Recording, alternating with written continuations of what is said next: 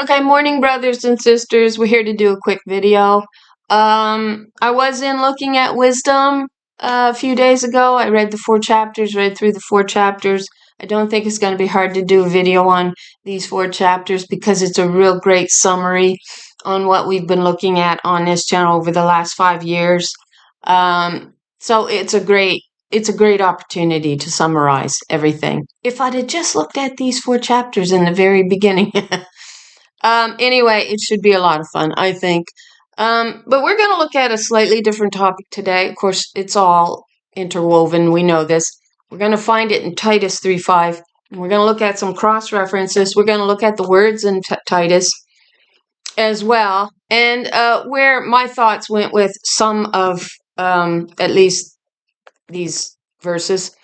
So, New International Version, Titus 3:5. It says he, we know it's she. She saved us not because of righteous things we had done. Okay, so righteousness has absolutely nothing to do with it. But because of his mercy. They're trying to substitute blood here. They want you to think blood. It doesn't say that. But because of it, we know they stuck the he pronoun because the Old Testament proved it was the daughter Zion that was the rejected cornerstone and her law, which is where your righteousness is found. It's also considered the washing. Now, we've identified that in the Old Testament through hard study. There's something else I want to explain. There's some of my older videos getting a lot of hits on them. And what I mean by a lot of hits is it's coming up as one of my top 3 with like 10 views on them. And so that's what I mean by a lot of hits for me. But it's when I'm still using Christ. Now, you understand in this climb, as you climb, and it's wisdom taking you through that climb. What we mean by climb in our understanding. And you have to, it's the same way as climbing a mountain. You have to do that in slow progression. You can't do it all at once. It has to be in slow progression as you go up higher and higher. We know this. So for us to have been on this journey, those of us who have decided to take those first steps and have continued on in those steps, we're at the top of this mountain, and you can try to explain it to somebody who is still steeped in idolatry, and it's going to sound like utter foolishness, the things that you have found and discovered and know for a fact. Because for some reason, the Spirit chooses you out and allows you to understand things that these people who are still stuck in idolatry down at the feet of an idol just can't be bothered with, right? So when you try to explain that step that's got you to this point where you know that Jesus is an idol, he's absolutely the idol that they have used to put the harlot spirit, right, in the land, which is identified as a feminine. And it's identified as a feminine for the women down at the feet of a male idol and husband as your head. Now, we've gone through all of these steps, so I'm not going to take you through them because it's just going to sound like foolishness to those who are still there. You have to take the first step. You do. Nobody else can do that for you. And that means opening your ear to listen, right? Only a fool will disregard all things, and not even give it a listen, which is really what idolatry has caused most to do.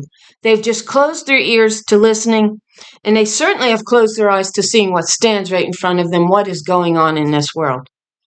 They won't even give that a look because we know that they have fell into that ditch. They have fell into the snare that was laid. And this is going to take us to the snare. So we're going to investigate that for those who have been on this journey. But again, some of the older videos that are being watched, I speak of Christ, okay? Because in this journey, we have come to realize who the true Messiah was that was denied. If you want to say Messiah, but we'll say the anointed one or the one that was placed in the sovereign position. And that sovereign was identified as female in the Old Testament with a law upon her a tongue that had came from heaven to give mankind the laws of heaven that he was to live by. So here we get them saying, not because of righteousness. Okay, so because of your wickedness? Of course it's because of your righteousness. It's because of you willing to follow the way of God. And they want to stick blood in there.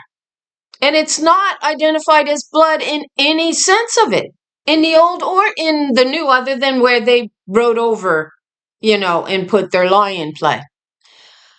But once you understand the washing, which we identified in Isaiah 55, God says, you're free to come, take of my water. It does not say blood. Buy has the idea to believe. It doesn't mean purchasing power. It means to believe the truth. And we who have been on this journey, we have discovered the truth through wisdom's leading. She has taught us the truth. So let's read it again. Sorry, I babbled. Titus 3:5. She saved us not because of righteous things we had done, of course not, but because of her mercy. She saved us through the washing of rebirth and renewal by the Holy Spirit. Okay, let's keep going on here in some of these cross references before we look some of these words up.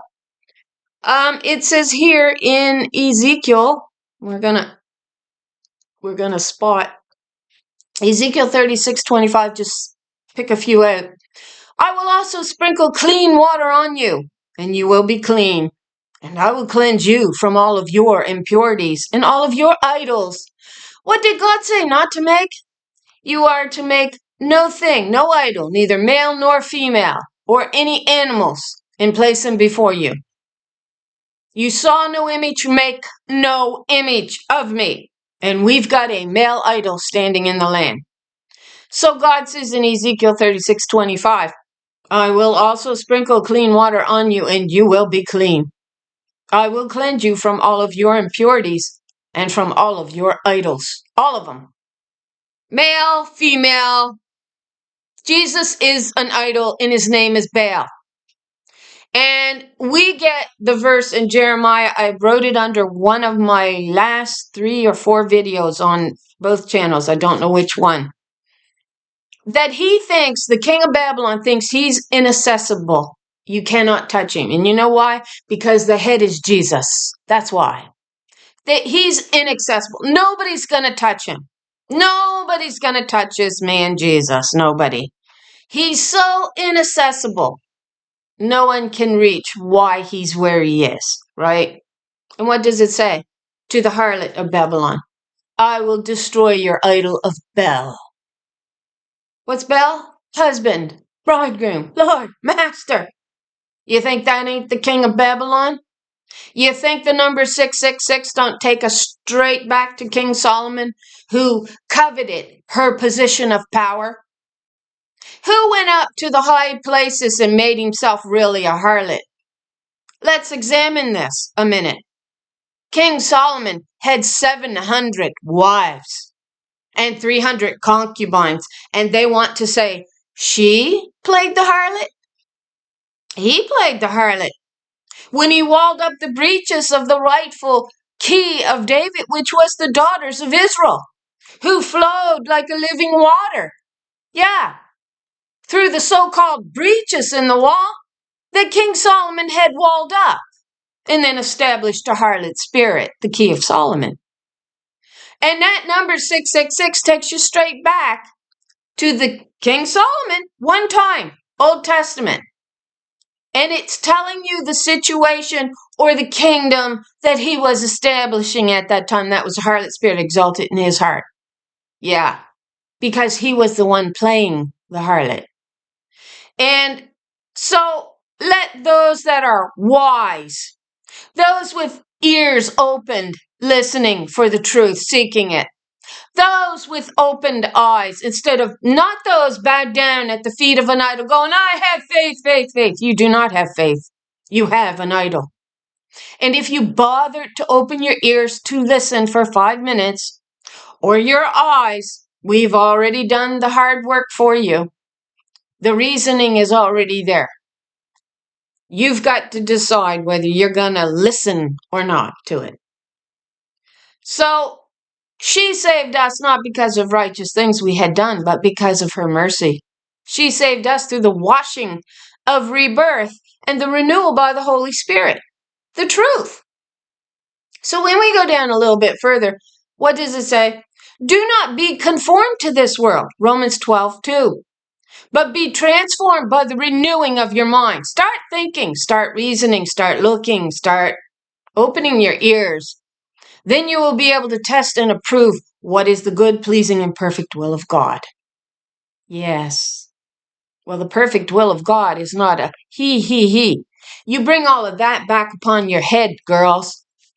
When you put a man in charge of the kingdom and you go along with that entire lie, you can't see with your own eyes what that has done. You don't understand why your mother placed a boundary in Job.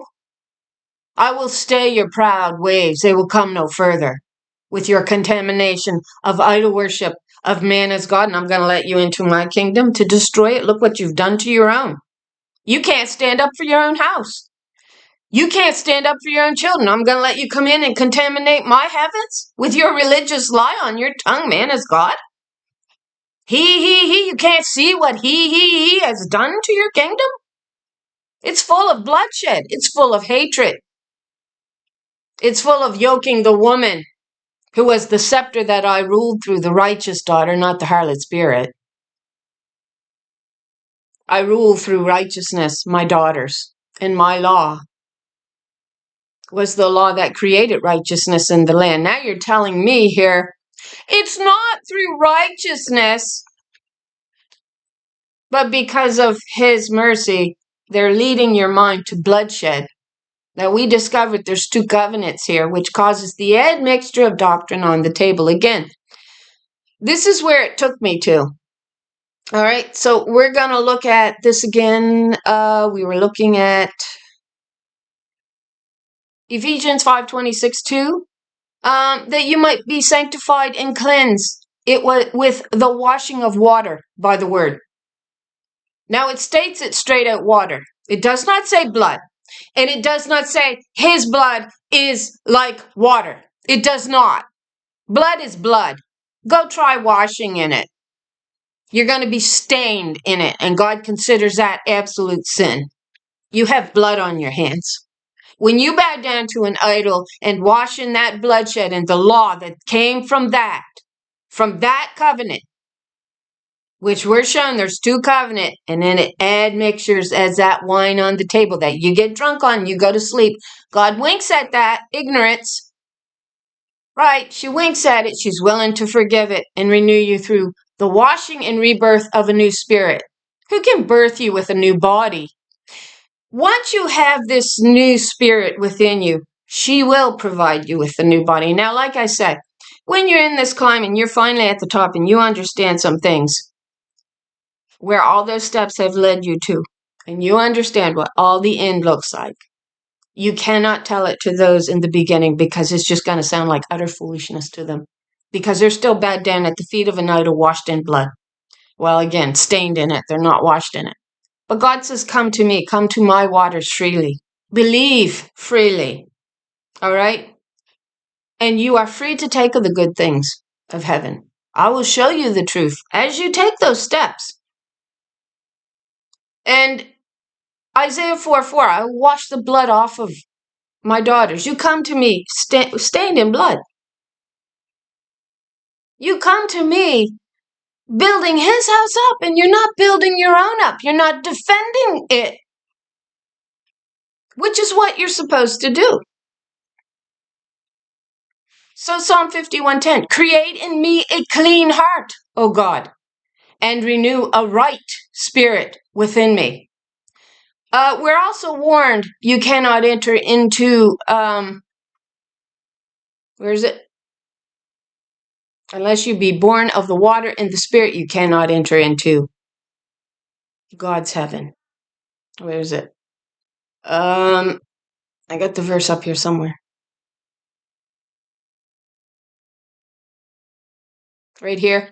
John 3:5, truly, truly, I tell you, no one can enter the kingdom of God unless you are born of water and the Spirit. It does not say blood. It does not say blood. You can say blood, blood, blood all you want. Blood does not wash you. It stains you in a wicked covenant, which we identified. There's two covenants in view. We get the Genesis 15:9 covenant. This was in the last two videos I spoke on. I'll briefly say it again here. That Genesis 15:9 covenant has 5 animals in view. The first 3, which was a heifer, a she-goat, and a ram, was to be cleaved in the midst. Each was to be set to one side, the right and the left. Okay? Then you have a turtle dove, which is feminine, and a pigeon, which is masculine. They were not to be cleaved or touched in any way. One was to be placed to one side and the other to the other side. Now that is identifying your 2 covenants. One of bloodshed and one of water. And the Spirit parts that. That's what that was showing you when that furnace of anger was walking through the midst. But it was also the Spirit of God walking through there. The Word of God will part the admixture of doctrine, your Red Sea as well. But we get a male covenant, we get a female covenant, is what you're getting in view. The female covenant was one of water, which was denied. The males decided they were going to create their own covenant, a covenant of blood. And after the Spirit parted that admixture, she says in, I think it's one of the Psalms, the waters come over and covered over my steps, so you did not see my pathway. So we end up with an admixture of wine on the table that you drink. So this verse actually took me to that understanding. It actually took me to Psalm 60. And I'm not going to go there. But thou hast shown thy people, daughters, hard things. Thou hast made us to drink the wine of astonishment. Why is it a wine of astonishment? And we looked at this in one of the videos. I don't remember which one it is. If I could find it, I would post it underneath this video. But it was the daughters that were forced to drink this wine of astonishment. When they began to build his house up, they had no idea what bitterness was going to come out of that law upon her and yoke her under his religious lies and laws, which is exactly what it's done. It's caused bitterness. Mara. Ruth says, call me not Naomi, call me Ruth, which also happens to be my name. Call me bitterness. The bitterness has come upon the woman from the law of man-made religion. Man is God in your head, and he'll tell you what to do. Really? That ain't bitterness in the law and what it's led to? He stole your children from you. And we're told more are the children of the desolate spirit than of she who has a husband. Well, she who has a husband in that verse was Baal herself. It's another name for a woman who will simply do and become everything that hubby wants her to be and do. Right to the extreme of handing over her own vineyard to his lies. Her own children taught a religious lie. And she becomes the desolate spirit in the land that no child is hearkening to the spirit of her covenant and law. You see? So we get this twofold covenant that gets parted in the midst. And out of the land of Egypt, the land of idolatry, where the idol of your bull god comes from, which then turns into a man, Baal, standing as your Lord and God in your head. So we discovered all of that. So she was forced to drink the wine of astonishment. Once she began to build him up, then she realized how much power she had gave to him by building him up, and he began to write laws and yoke and put them on her neck and force her to wear laws that he never could carry. Which then also becomes then a great burden upon her to have to deliver her children out through. And that is on her. And that's why we keep getting this rebirth, renewal. It's her responsibility. Which takes us to why now do I see every man standing around with his hands on his hips as if he can give life, right? They'll say, peace, peace, when there really is no peace in the law. It's all designed for him to build him up with his harlots bowed down at his feet, building him up, saying, well, I'm not allowed to have rights. He's my head. Mother says, how can I take your part when you won't even stand up for yourself in your own house? You won't even protect and defend your own children. You're handing them over to a religious law and law system, his, which is nothing but bloodshed against you and your children, is your breakdown.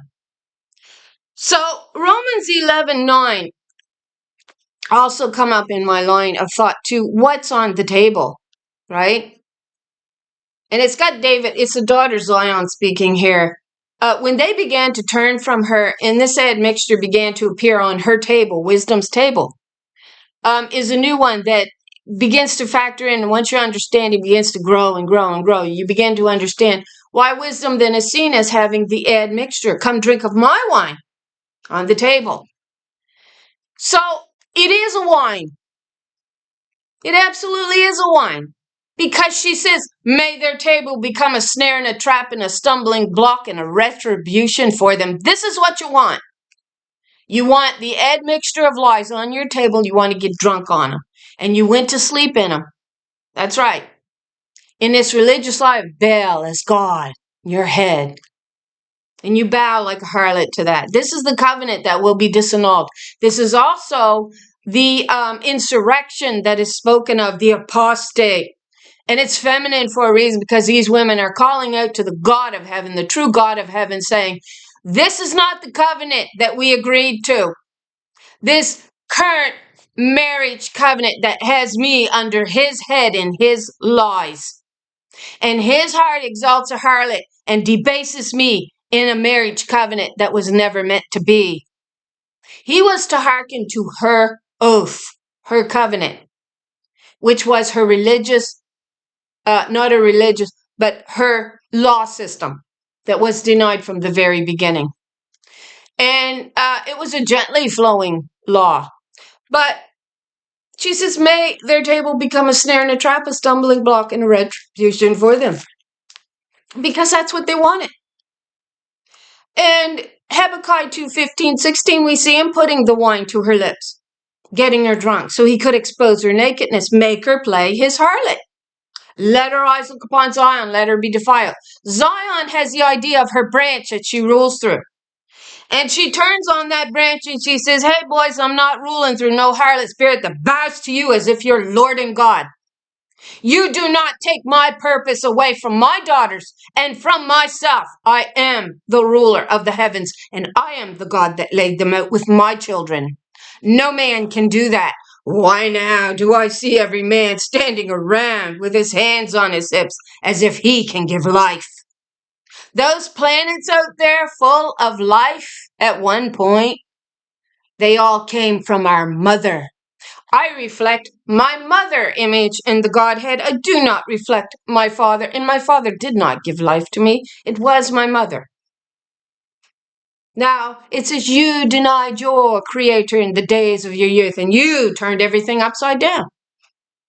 You said Father gave life. You turned it upside down. It's Mother that gives life. You are without excuse not to understand the Godhead.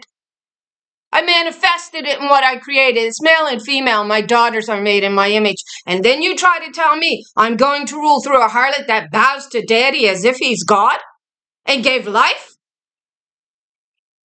I'll turn my back on you, and you'll see what your latter end will be when you are forced to drink the wine of astonishment. And you did. You drank it down and you went to sleep in the religious lie. We discussed Romans 11. God has reserved to herself 7,000 that has not bowed the knee to Baal, the image of husband, as Lord and God. Which is also the same head in Babylon, King Babylon. He thinks he's inaccessibly high. Nobody can touch him because Jesus is so well loved in the land. Allah is so well loved in the land. We can go on and on with all these male gods. That's why it's called a harlot spirit. A harlot spirit is what bows to an image. And you are bowed down to a male image, which you see identified in Daniel 2. So, then if we go to, there's a verse that links us to this passage here. So, daughter's line says, may their table become a snare and a trap, a stumbling block and a retribution unto them. We get wisdom setting her table in Proverbs 9, right? And they say, wine. Well, she says, just remember, I can set the table the way that I choose. And if you turn away from my laws, from my daughters, then you will get exactly what you want back upon your own head. If you can't see what male rulership looks like, and then you're going to another heaven ruled by 3 males. We're talking about Christianity here because this is what I was raised in. And you think it's going to be so much better. Well, you haven't learned your lesson very well, have you? You denied your creator, your maker, in the days of your youth. You daughters did. You sons did. And you turned everything upside down, and you told the potter she had no power over her own creation. She creates life out there. The builders will take from the trees and they will create a building and think how great they are. You couldn't make nothing because Mother made the trees, number one. Not you. You could do nothing without her. Nothing. And we're going to look at that in wisdom. She says, you gave my name to another. You tagged it onto another. I don't share my title with anyone. I am Mother, and I am Creator. I am the Maker, and I am the Potter. You told the potter that she had no power over her own clay, that she forms in her womb, just like you told my daughters in the earth that they had no power over the law that would rule those children. Yeah, you let him take your rights from you. And when you build your hubby up like he's God in the land, you will be forced to drink the wine of astonishment when you see what he will do to you. And it leads to bloodshed. That's why you get the pigeon on the side of blood. The daughters was the side of the water that was rejected. They were also the cornerstone denied in the very beginning. The foundation stone denied. That cornerstone leads straight to the top once again. And she says, I will choose you out again, to her daughters. And she says, I will rebuild you again. You will be rebuilt in the land as my government, as my scepter that I rule through, because I will not rule through a harlot, or you will be destroyed. So let their table become a snare trap and a stumbling block and a retribution unto them. So this took me to another thought. Oh great, I have a word pulled up instead. So let me see if I have the word. Okay, we'll look for it. It's not that one. It's not that one. If I have it here, it's not that one. Okay, so I'm going to read what I wrote down because I don't have it pulled up here. But it's in Isaiah 65:10. And it links us to this idea of the table and the trap and the snare that gets laid, which is the admixture of wine on the table. We also see the Lord, 136, which is the same head that was burned to ashes, that the congregation of women, her assembly of women, her congregation, around this head, 136, daughter Zion's number, as the dove that is burned to ashes in Psalm 68. This is the same congregation that met on the North Mountain that would have been the house in the forest of Lebanon that would have been identified as the woman's temple that they refused to build up. We see actually King Solomon preparing to tear it down. So we've discussed this. I'm not going to go into great detail because we have so many videos up now on the house in the forest of Lebanon. That was where the government of God met. They attacked the daughters, and it was King Solomon in a great overthrow is how you really have to see it when you get the story straightened out. And he really targeted putting himself in the position of this Lord house, this Lord's seat, throne in the house of Lebanon, and that was in Tyre. So that is why Ezekiel 28 becomes so important in our study. And of course, we identified who was wiser than Daniel. And there was only one man identified as wiser than Daniel, and that would have been King Solomon. He's called the prince there. So we know that the king that comes in view after the prince is identified in Ezekiel 28 cannot be King David. It cannot. It's got to be the queen mother that was advising him, because it was only the she's that walked up and down on the stair of heaven, on the stairs up and down. We identified all that. I can go into great detail, but it would take a great deal of time to explain it all. And we can hit the verses where we need to hit them because that is your little book of truth sealed up at the end of days. You are not to be found bound to male or female. You were to be hearkening to the law of God, which came off the daughters, which I'm starting to see a term that I never knew, which was Bath Cole, the daughter of the voice. Now, when I get reading Wikipedia, the man goes, well, you know, a woman talking to God was just really, it wasn't that special type is your idea, like all men loves to say. That, you know, truly when God spoke to man, it was so different. It was so epic. You know, but when God spoke to the daughter, it was, you know, blow it off like it's nothing. It's no big deal. And yet she is the daughter of the oath in the way that God did speak to mankind. It was through the daughters. It was. It was not through a man. It was never through a man. But you denied that in the beginning. And then you've got a world of bloodshed built on this admixture that you drink off the table if you're in religion. You drink that wine off the table, and it says, the Lord, 136, that was burned to ashes as the dove, circled by her congregation of women in Psalm 68. And she was the Lord that came from Mount Sinai. She was really mad. She was letting them have their way, though. You make a golden calf deity, and you take the glory from my daughters, and you shift it over to something that eats grass, to an animal that eats grass. And you take my glory off of my daughters, then fine, you can have the law that you want. Right? And we see that happening with Mount Sinai. But that's also why we get in view the Lord came from Mount Sinai in Psalm 68. We also see her burned as an ash heap there, as the dove that will eventually, her wings will be coated in gold and silver once again. The wings are symbolic of heavenly authority. I know, they have us running around with these images of human beings with wings on them. Wings, from all appearances, is a symbol of heavenly authority. And she lost that heavenly authority when they denied her as their head. Yeah. As the ruling governance on earth and her law. And they tore her down. They went about gnashing upon her to do that. We see the bulls of Bashan surrounding the doe of the dawn. We do. We see the dogs piercing her hands and her feet. This was the dismembering of the government of God. These daughters, these women, the doe of the dawn. Yeah. Doe, when we get identifying it, it's actually the she-goat, right? So there was some dispute, some misunderstanding when you would take words from the East and bring them into the West. There was some confusion because they would hunt the ibex in the East. And they were called does, I believe. The female was called the doe.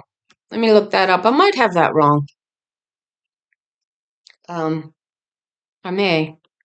Name of a female goat is Let me see when it's on. Because I looked at that. Yeah, a female goat is called a doe or a nanny.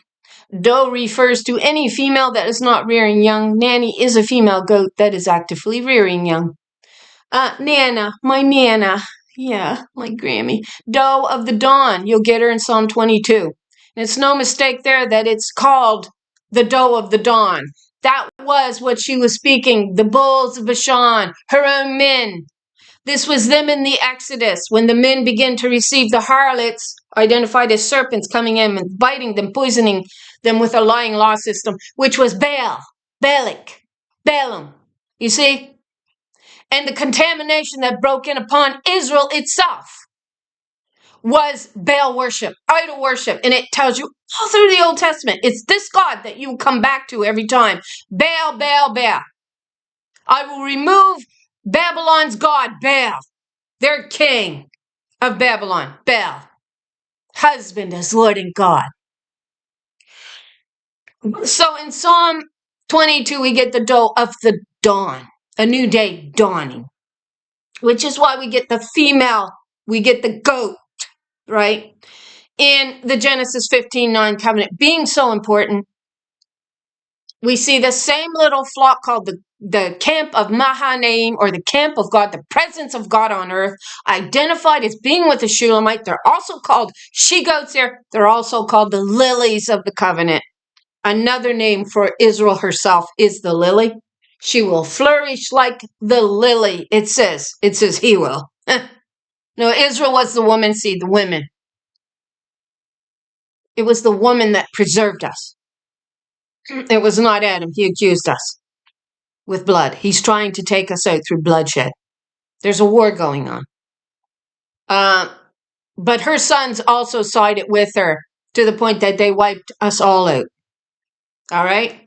We see men like Gideon fighting this battle against Baalberith and Elberith, the wicked women, because they divided my pleasant land, my daughters, into two covenants.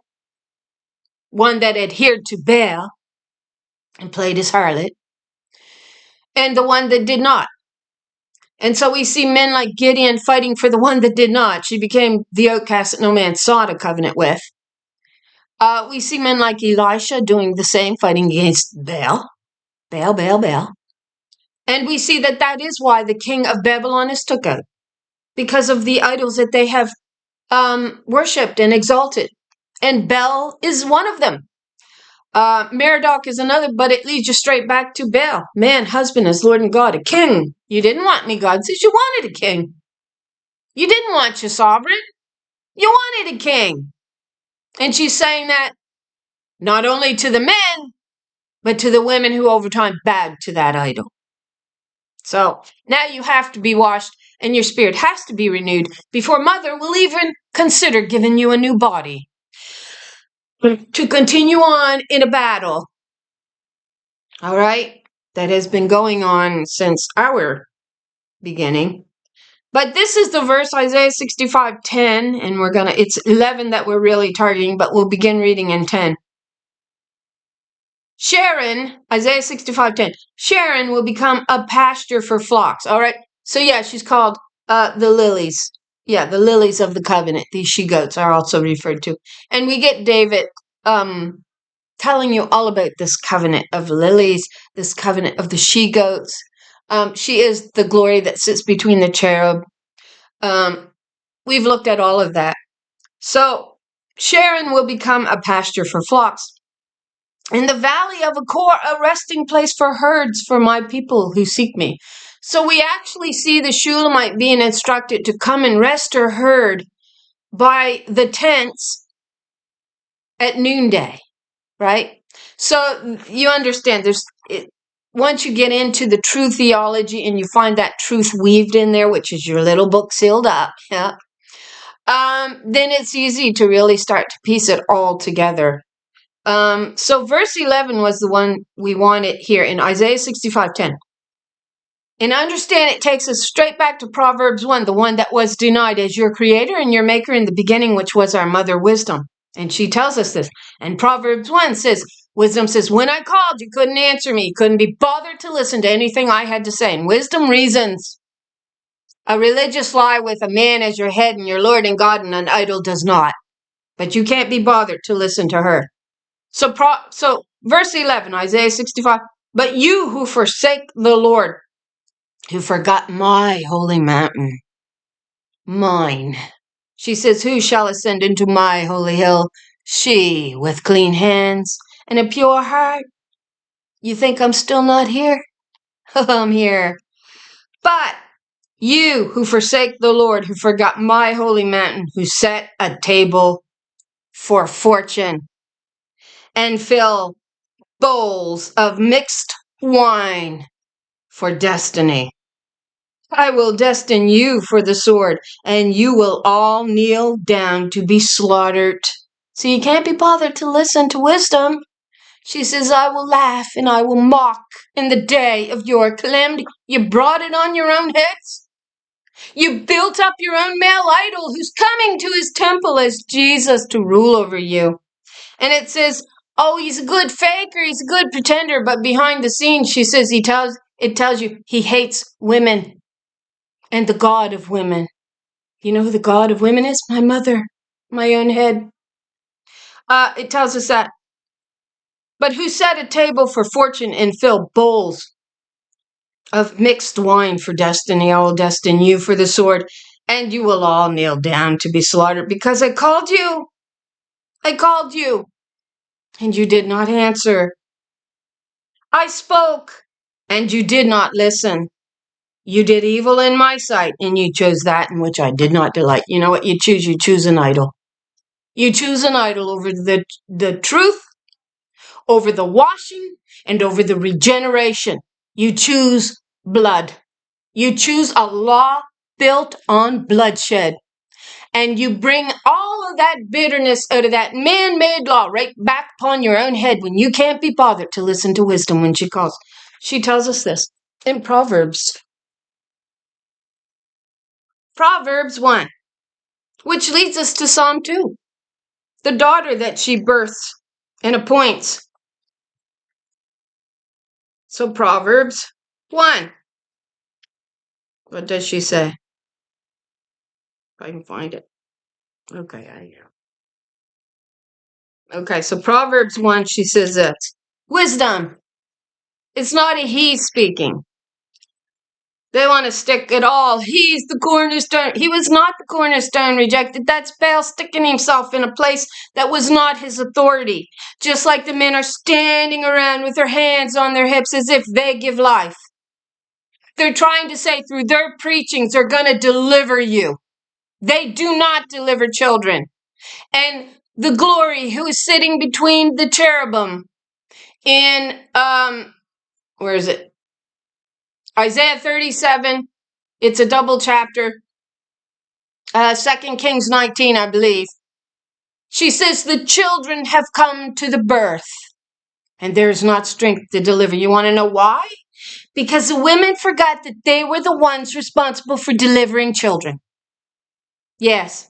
They also wash this body, right? What you dwell in. Your clothing is what your new body would be called. But they washed it in the upper pool with the fuller soap.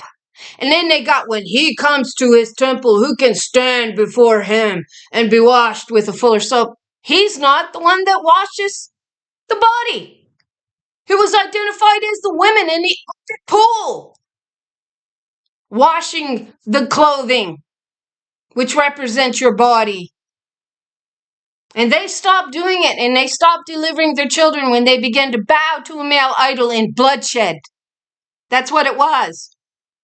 That's why the children have come to the birth, and there is not strength to deliver. And Proverbs 1 says, when I called, when I come, and I reason it out for you through my wise daughters that I choose as my new branch, as my first fruits, that will rule. That's right. Oh, not here, right now. See, we're the ones appointed to have a new body because we are being washed. Our spirit is being renewed. We are breaking away from this world's way. We are transforming our minds in the way that we think and look at things. You are not. You're too busy bowed down at the feet of an idol. But Proverbs 1, she says, when I called, if I can find it, see here.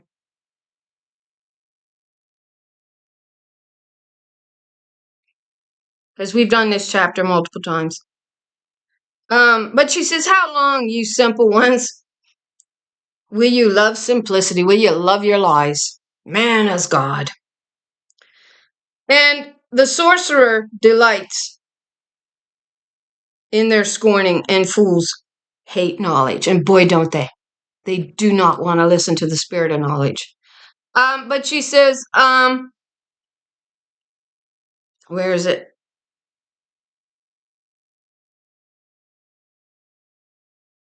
Wisdom crieth without. She uttereth her voice in the streets. That takes us to Proverbs 9, and her daughters that she sends in covenant, crying out on the high places. She crieth in the chief places of concourse, in the openings of the gates. They owned the gateways. They did. This is your key of David in view. In the street she uttereth her voice, saying, How long, you simple ones, will you love? Well, how long, you stupid ones, will you love stupidity that don't reason? You don't like knowledge. You're just following in the vain traditions of men instead of reasoning truth out. Turn you at my reproof. Behold, I will pour out my spirit upon you. I will make known my words unto you. This is wisdom. And the words are identified as your washing. You will wash in my word, she says. So you want to wash the blood off, Isaiah 4:4. She says, I will wash the blood off of my daughters. They're as guilty of bloodshed for building him up and allowing him to write a law that does nothing but, is nothing but bloodshed. So because I have called and you refused, you didn't listen. I have stretched out my hand and none regard it. No man regarded me. Oh, I'm just a weak little bat coal voice of God. Voice of the daughter speaking for my mother. That's all. That's not important. Just look it up in Wikipedia. The men said it's not important. It's epic when it comes from men. It's funny. I think it's really funny. Everything is epic male. Everything. You little women. And oh, no, never mind. I'm sorry. But she says, I also will laugh at you in the day of your calamity because you couldn't listen to my words. She says, turn at my reproof. Turn when my daughter rebukes you and sets in order the case and tells you you're wrong. You got it all screwed up. You got man as woman's head. No, that ain't God's law. I sent my daughter in oath to teach you the law of heaven, and you, mankind, turned on that. You've been sat out for a court case. I'm waiting for my daughters to actually open their mouth and tell me the truth. What is actually going on down there? Tell me the truth. Tell me as a witness, what do you see going on in the law system right now? If it is not man again organizing through sickness to try to attack the woman and take her out once again and put himself in charge. Because he's epic. Not this time. We see her, although they got he again, in 2nd Ezra, which is part of the Apocrypha, chapter 13. She that the God has reserved for the end. That's the daughter of the voice. These daughters that are choosing to listen to their mother once again, wisdom. She chooses us out of the waters of this creation here. And you know what? It says they will all come around against her from every nation. You know what? She says she opens her mouth and she burns them with fire. You know what that fire is? It's like, they're shocked at the truth. They can't believe that that's the truth of God. It's the truth. Oh, we're the truth. We're epic. Look at our muscles. Got nothing to do with the Spirit of God being really powerful. Just because she holds back her power off her daughter, don't mean to say they don't have power. They do. And the only way you're gonna be rebirthed and have a new body will be through your mother. But that will be after the washing and the regeneration and the reformation of the way, or transformation of your mind in the way that you think. But that fortune of truth, the bowl that is set with wine. I'm going to go in here. So that's in Isaiah 65. I should have done this to begin with. And we'll parallel this chapter here. And we go down, I believe it was what, verse 10?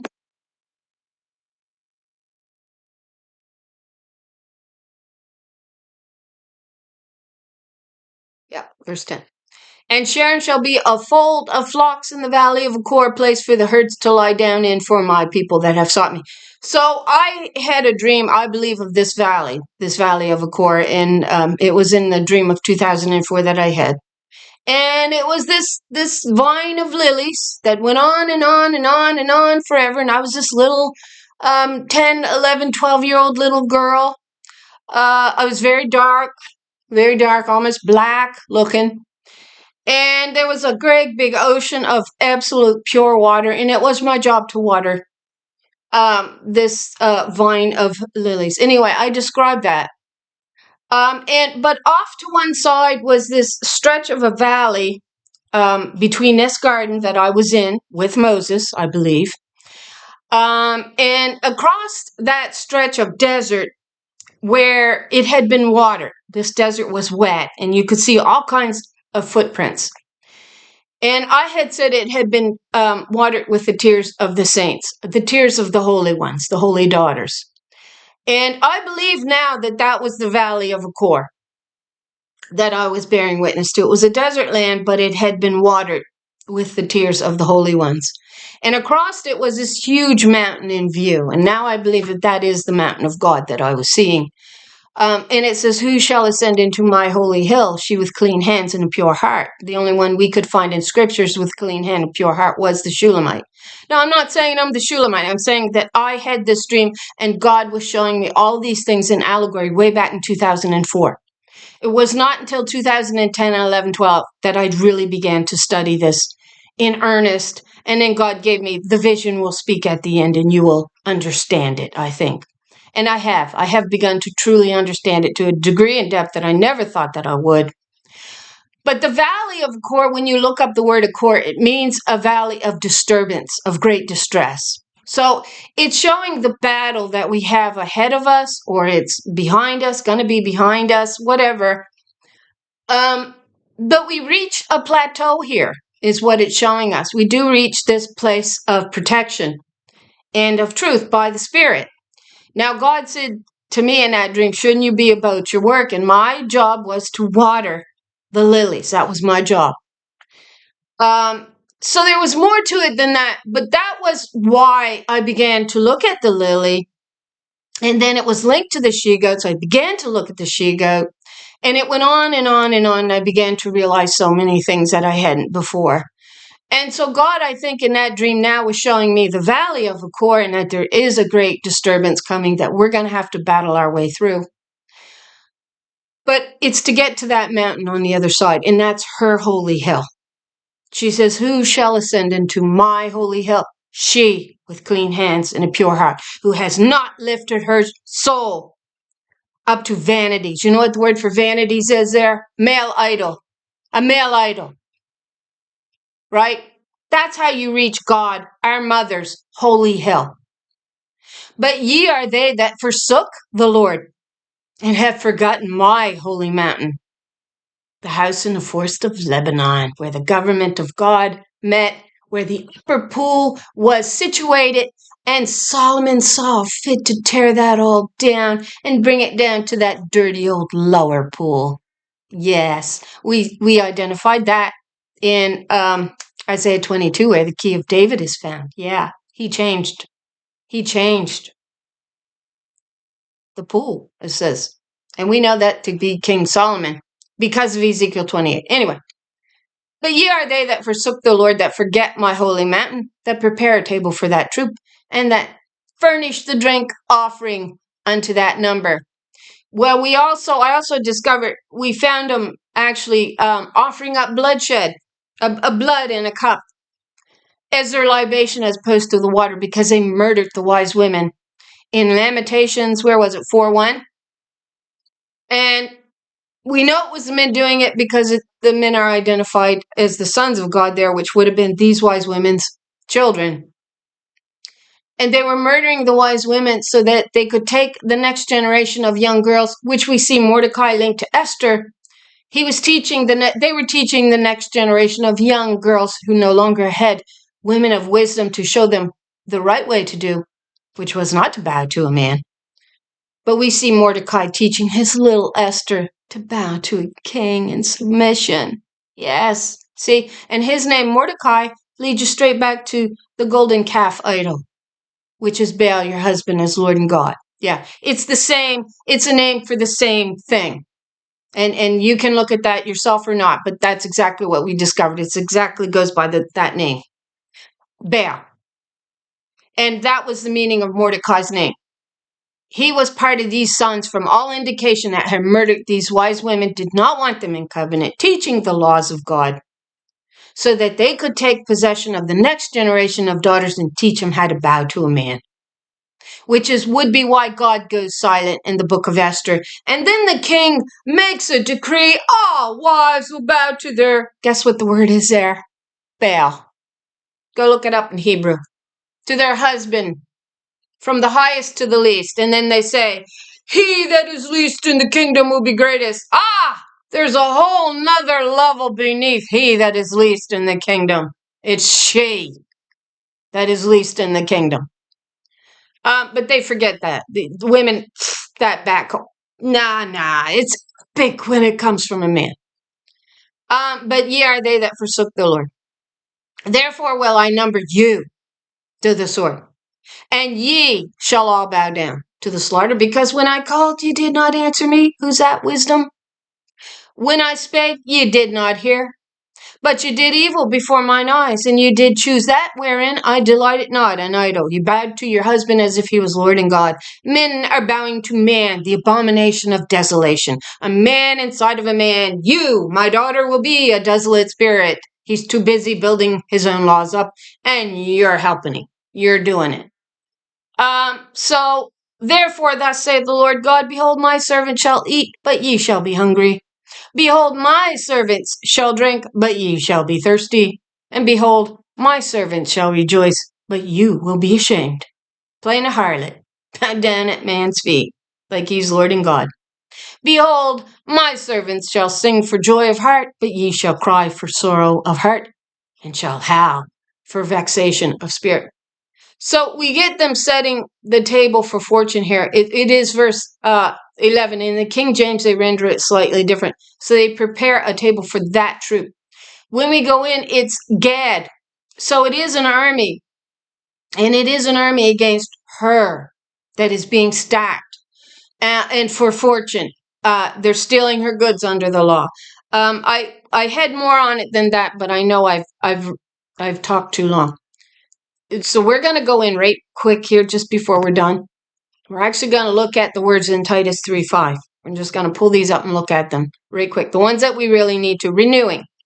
So you are transformed through the renewing of your mind, through washing and regeneration. So it's 3:42 and it's feminine. It's a feminine now. Renewing. A renewal or change of heart and life. You are not to be found bowing to man.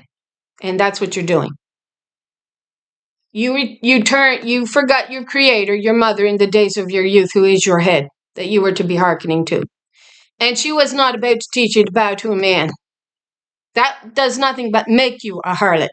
You are defiled in cohabitation according to this marriage covenant that you are currently in. And we're talking Christianity, where the woman believes that man is her head and she must do whatever he says. We're told that he has the harlot spirit exalted in there. Babylon says, Queen of the kingdom. Yep, she's the queen right now. Because man's got the harlot exalted in there so he can play God. Baal is the head at the top there. He thinks he's never going to be touched. Because she's got him exalted. But we see her in Isaiah 47 saying, no one sees me. I'm hid from view. You can't see her. I will never be widowless. I will never be childless. Not as long as these women believe man's God, and, well, he's her head, so he's going to teach her how to play his harlot. That's the covenant to be disannulled. And they say, oh, but when the overflowing scourge comes in, the ones that's going to judge this world, they won't touch us. They can't touch us because they got no witnesses to witness against us and what we did. They can't see what we did in the beginning. And yet God calls the one out of the earth in Isaiah 63, I think it is, the spirit that came to make a name for herself. She placed her spirit on Moses. She calls her out. She says, who can tell me what happened from beginning to end? That is the daughter Zion in Isaiah 50, or Psalm 50. I always get that wrong. Psalm 50, ordering the case in Proverbs aright. And it is about the controversy of Zion. God says, you split my pleasant land. You divided my daughters into two covenants. A harlot that bowed to you, and you denied my rightful rulers, the righteous spirit that gave you the law of heaven. You denied that. Now, where is she that came to do this on my behalf? I'm calling her out, and I'm asking her to witness what's going on down there. Now, you can change it before my witnesses come forth. Or you can leave it the way it is and suffer the judgment. But with the womb of Sheol, with the women who are delivering our children into death, teaching our religious lies, man as God, he's her head. Are we at agreement? We're at full agreement. There's no way she can see what we did from beginning to end. We hid when we did it. We hid under a refuge of lies. We've hid ourselves under an idol. You can't figure it out. Well, number one, they don't think you're smart enough. And number two, they have fell into their own snares. Yeah. It says the snare they have laid for the witnesses, for the daughter of Zion to fall into. They have fallen into it, and they do not escape it. They can't let it go. It's like honey on their tongue. Oh, it tickles their ears. Oh, that's what it did. When these women from the surrounding Adamic nations like serpent come in and bit the men inside the nation of Israel with this lying theology that man was God and wrote the law. It was not his. And God says to them, if you look to this scepter with this serpent, which was a symbol of the wise women, their own right hand, if you look to her and the way that she rules, you will live. As it is, we're currently still dying. It says the kings are trapped in the womb of Sheol. They can't get out. Why now do I see every man standing around as if he can deliver life? They fell into their own snare, you see? They're trapped in the womb of Sheol and they cannot get out. It's only those of us who will renew a renewal or a change of heart in life that will be gave a new body. So you're completing a process, a new development, a renewal, achieved by God's power, God's Spirit. It's achieved by God's Spirit. So that's the renewing. And then if we go to regeneration, it's 3824.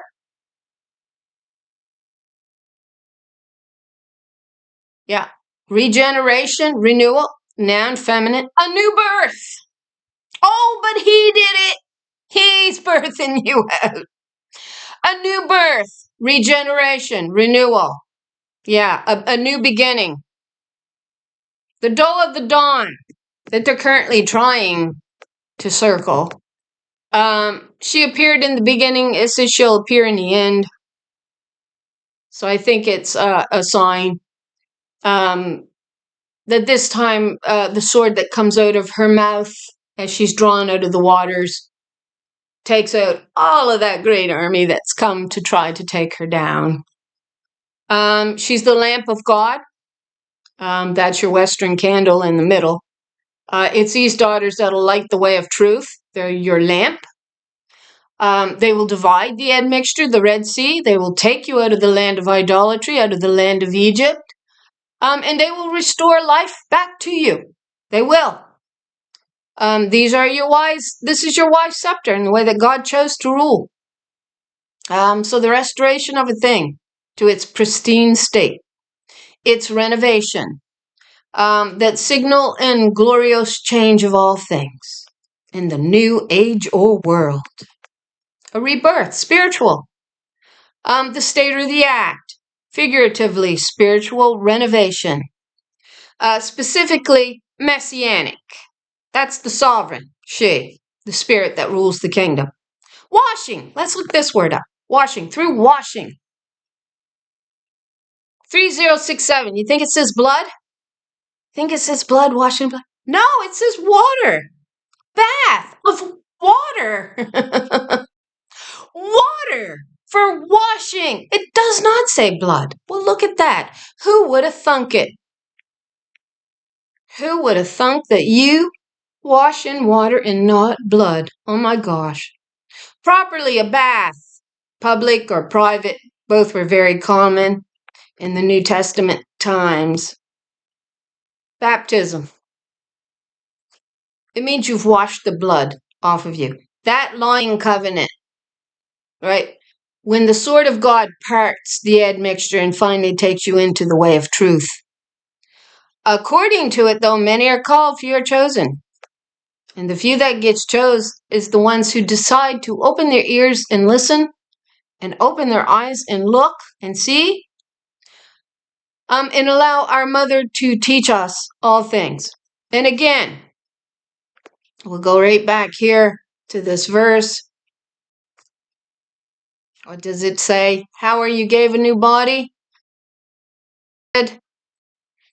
Verily, verily, truly, truly, I say unto you, except you be born again, washed in water, change the way that you think, you cannot see the kingdom of God. So that says, be born.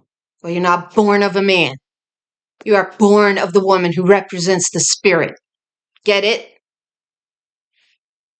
That you might be sanctified and cleansed it with the washing of water by the word, her word. She says, when I come, you can't be bothered to listen to the back call. Yeah, to the voice of the daughter who represents Mother Wisdom, her mother.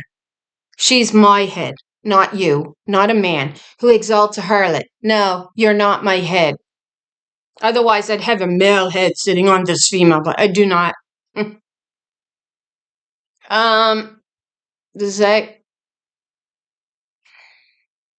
where is it? So create in me a clean heart, O God, and renew a right spirit within me. And Romans 12:2, be not conformed to this world, but be ye transformed by the renewing of your mind, that ye may prove what is that good and acceptable and perfect will of God. I can't find it. Where is it?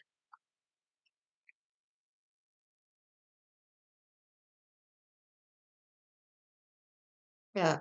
It says you can't, yeah, truly, truly, I tell you, no one can enter the kingdom of God unless you are born of water and of the Spirit. Water, not blood. You're not going to see the kingdom of heaven without being washed in the water of the Holy One and rebirthed by her. She's the only one who gives life. What is, children have come to the birth, and there is not strength to deliver. Who delivers children? Oh, wait, it's the men. Why now do I see every man standing around with his hands on his hips as if he can give life? It's the Holy Spirit represented by the women that delivers children into life, not man, not blood. That's the lying covenant of Baal, of the harlot. So sorry, I babbled.